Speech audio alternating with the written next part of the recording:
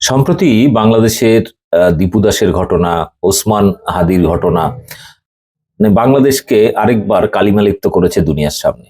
কিন্তু এই বিষয় নিয়ে ভারতবর্ষের বিশেষ করে যারা হিন্দুত্ববাদী, বিশেষ করে আরএসএস, বিজেপি, গদি মিডিয়া, সোশ্যাল মিডিয়ায় যেভাবে ঘৃণা উগরে দিচ্ছে মুসলিমদের বিরুদ্ধে, সেটা কোথাও না কোথাও তাদের নিজেদের চরিত্রকে আড়াল করার চেষ্টা করা, মানে আড়াল করার জন্যই এটা করছে আর কি। কারণ তাদের কি চরিত্র, তার কয়েকটি নমুনা আপনাদের দেখাবো। বাংলাদেশের ঘটনার পরপরই ভারতবর্ষে কয়েকটি ঘটনা ঘটেছে।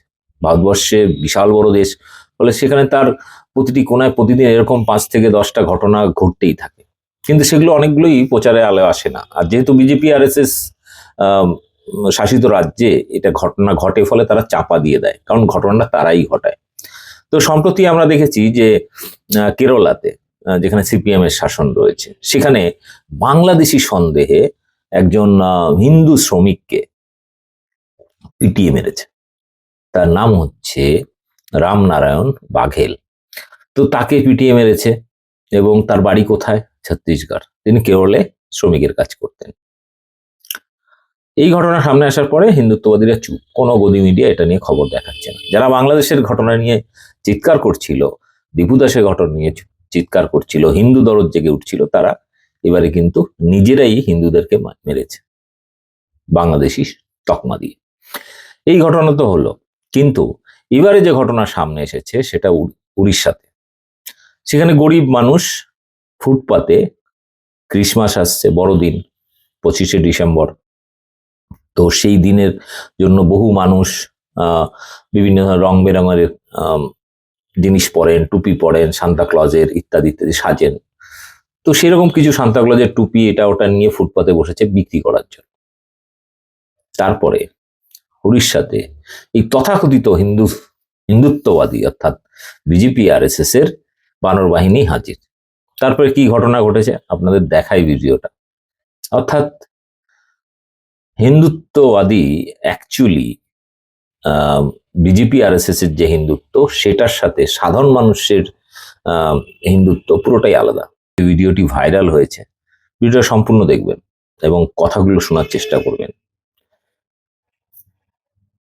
चलेगा सामान बेचना, हमारा झगड़ा प्रभु जी के सामान बेचना, भगवान का फीस क्यों बेच रहे हो? नहीं आधार कार्ड नहीं चाहिए, सब लिपटाओ चलो।